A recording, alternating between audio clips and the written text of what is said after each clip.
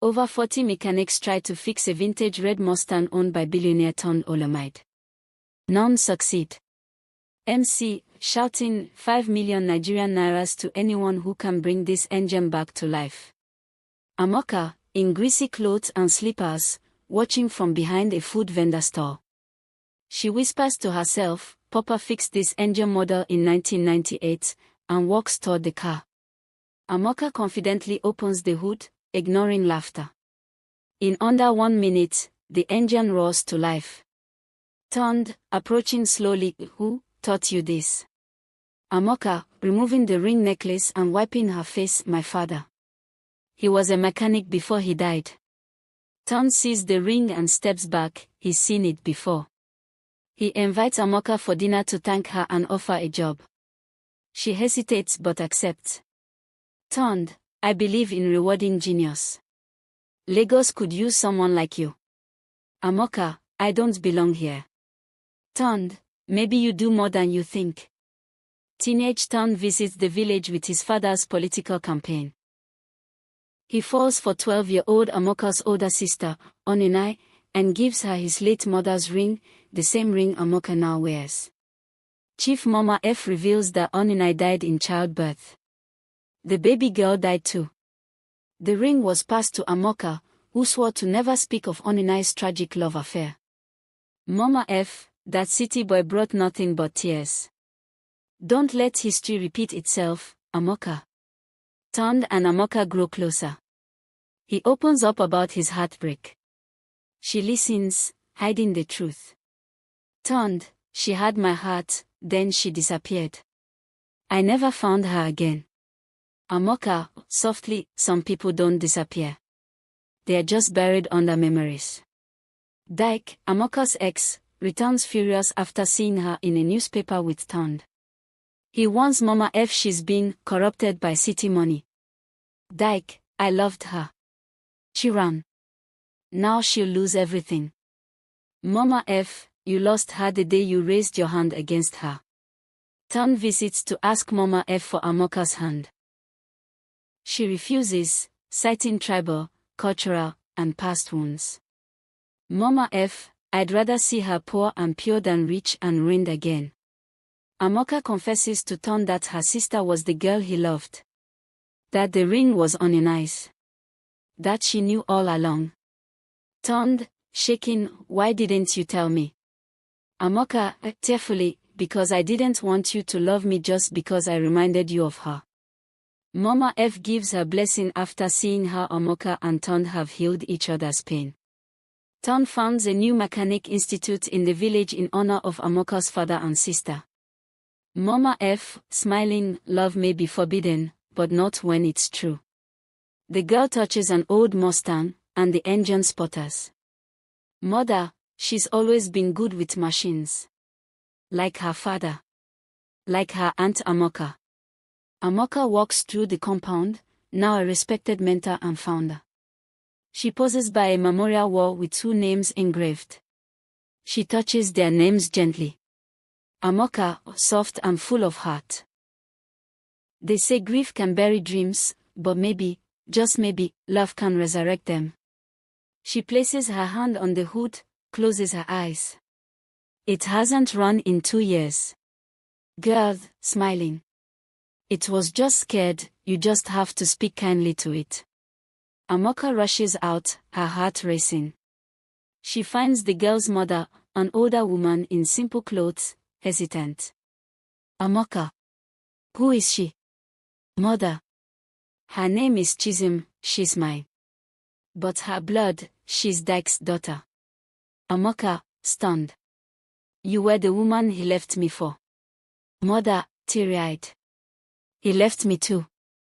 But Chisholm, she's not him. She's more like you. And your father.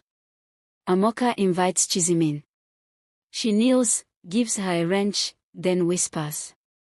Amaka. This was my father's, now it's yours. Chisholm. You'll teach me. Amaka. Only if you promise to teach the world one day. Tunde is invited on stage to honor Nigeria's top tech community leaders. Tunde. My greatest investment wasn't a company. It was faith in someone the world overlooked.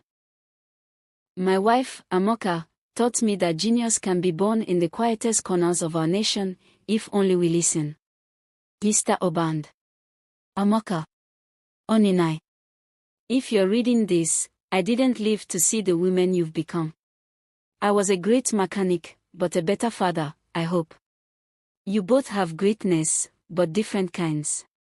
Oninai, you have heart. Amaka, you have mind. Together, you'd build worlds. And if life separates you, let love reunite you. Tunde. If this ever reaches you, I'm gone. But I need you to know. I never left you. I only left to protect our love. And if fate allows you to love again, don't hold back. Love boldly. Fully. Even if it's someone close to me. I'd want her to have the love I couldn't hold. She knew. Amaka, softly. She chose you for me. Young Chisholm enters a regional competition with a solar-powered motorcycle engine. She's up against students from elite private schools. Amaka, to Chisholm, from the sideline. What did I teach you? Chisholm, closing her eyes. Engines don't fail, they just need someone to listen. She reboots the program, reroutes the circuit with a screwdriver, and the engine hums back to life. Mama F, now wearing both Idoma beads and a modern gown, a fusion of past and present. Mama F, proudly. Once, I said this love was forbidden. Today, I say, it was divine.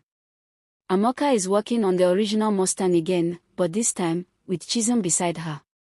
Tunde pulls up with a surprise, a custom-built, electric Mustang labeled Oninai 2. Tunde. I thought it was time the past met the future. Chisholm. Can I drive it? Amaka, laughing.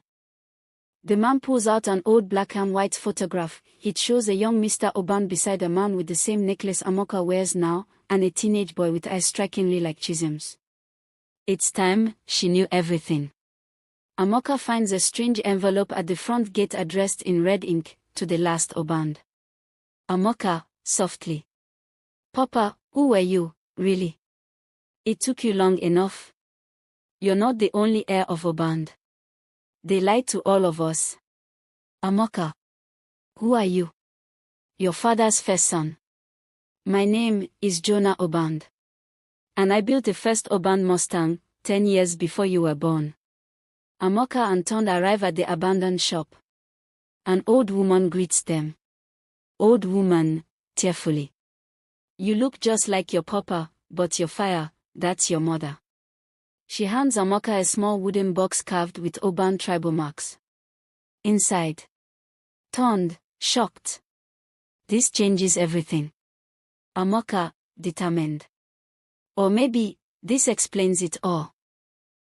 Chisholm is leading a new design team with hybrid solar technology.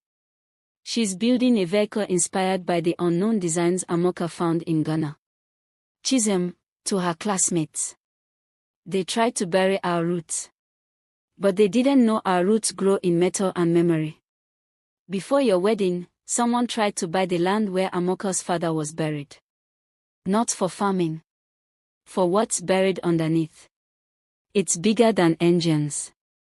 Tunde, to himself. What the hell is going on? You married into a legacy that was sabotaged. Not just by a jealous ex. But by a syndicate that feared the Obande mind. The USB reveals confidential documents, letters, and voice recordings. One folder is labeled Objective, Discredit, Dismantle, Disinherit. Obande's designs are too advanced. If they ever hit the market, we lose our foreign monopoly. Amaka is approached by a foreign investor, Mr. Laird, offering funding for expansion, but Tunde returns from Lagos and warns her. Tunde, urgently. He's not who he says he is. That man's name was in the USB files, he led the suppression team. Mr. Laird, smacking. This isn't personal. It's business. We control which minds rise and which disappear. Amaka, quietly. You underestimated one thing. Led. What's that? Amaka. I'm not trying to rise. I'm here to build. And builders never disappear. Amaka can't sleep. She returns to her father's old garage. While rummaging through shelves, she discovers an old cassette recorder hidden in a fuel canister. She presses play. Mr. Obande's voice, crackling tape. If you're hearing this, I'm likely gone.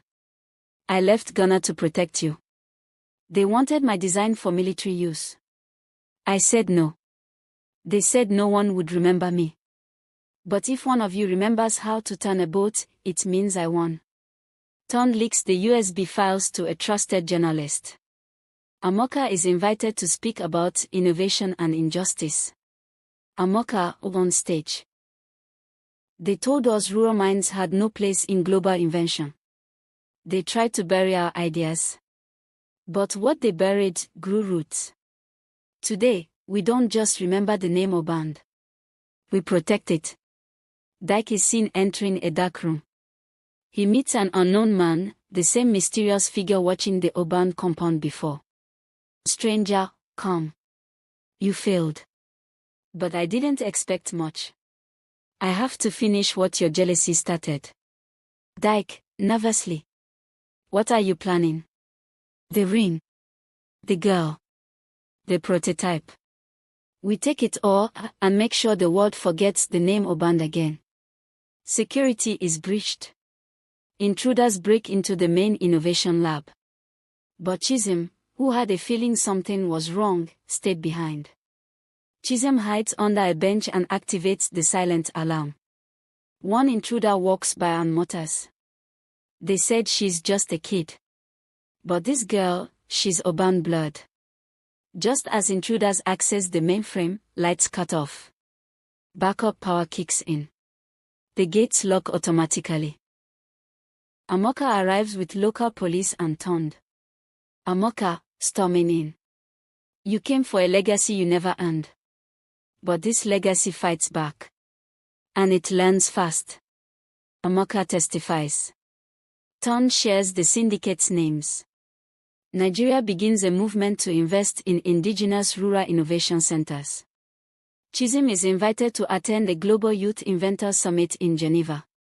Mama F. proudly to Chisholm. They tried to steal your story, but you rewrote the ending. Amaka, to Chisholm, whispering. You are not just a mechanic's daughter.